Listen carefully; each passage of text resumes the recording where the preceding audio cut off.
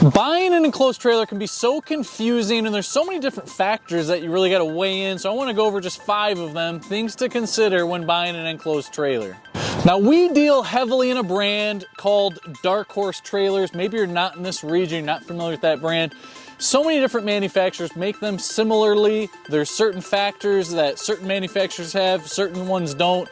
I wouldn't worry so much about the brand, but more about, does it have these certain features that you're looking for? Number 1, what is the framing that you're dealing with? Now let's take the brand Darkhorse, for example. Darkhorse makes 2 different tiers of trailer. They make a trailer with 24-inch on center walls and one with 16-inch on center walls. When would you need 16 versus 24? I tend to tell folks, more commercial type application, I think 16-inch on center is a really good way to go. It's a little bit overblown, I think, to have the 16-inch on center wall. Some people want more than what they need, and I can completely understand that. Number 2, are you getting a steel trailer or an aluminum trailer? How do you know at face value? Right here, this is an aluminum trailer, and you'll see the completely different sheen here. So, of course, the sides are all made of aluminum regardless of what you're getting, but we're talking specifically about the frame. So why would you go with the steel trailer over an aluminum trailer? Steel trailers are definitely heavier, and I think generally a little bit heavier duty. They're a little bit less apt to break, but they can rust. Like even this brand new trailer, you see just little pinpoints of things that can start to rust, and that'll happen on a larger scale if you get something that's steel. That's one thing we really like about this brand Darkhorse, is they actually put a rubber coat lining that is actually right on this, and you'll notice that you're not seeing any of those tiny little rust points because they have that lining.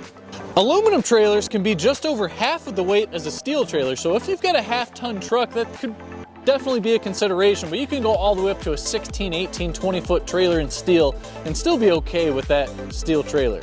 Number 3 is the roof on top. A one-piece roof, or does it have multiple pieces? Be sure to ask the person or the salesman you're buying that from, is it a one-piece roof? Because you're buying an enclosed trailer, keep everything out of the elements. If there's multiple seams, there's that much more opportunity for water, the elements, winter, all those sorts of things to come in. So definitely make sure you're getting a one-piece roof on your trailer. Number 4, is it a screwed exterior or is it screwless? At face value, the snowmobile trailer, it's got really the look, and what is it about looking at this? Well, there's no screws on here. It's a screwless exterior that really just gives a nicer look. It's not like structurally there's necessarily an advantage back and forth. If you look over this way, you've got screws on every single seam. This one happens to be a 16-inch on center. Coming back to the Darkhorse trailer, this is the one that had the 16-inch on center walls. Where they're 2500 series for Darkhorse, it's also a semi-screwless exterior, so you got some of that nice look with not as many screws as well. And number 5, the quality of build. And to be a little bit vague and talk about a number of different things at the same time, how thick is the plywood wall? Does it have plywood walls or is it OSB? Does it come standard with D-rings? What does the fit and finish look like on the outside? Really nice to have a nice end cap here.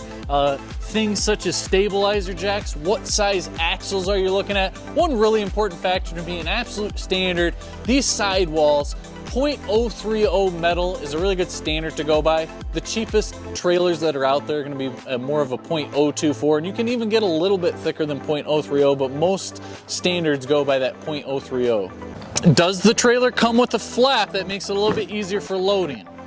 How wide is the door that you've got? Do you have metal clasps back here? Are they plastic? So many different factors that go into that. And of course, you can go all the way to this highly finished interior like this one I've got right here. And as you add each of these details, that price point certainly is going to go up. But you can get that white luan, whether you get that on the wall or the ceiling.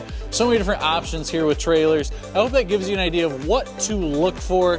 Don't just buy a trailer because it's $500 cheaper. There's a reason that it's $500 cheaper. Maybe it's the sidewalls, maybe it's that it doesn't have an undercoat lining.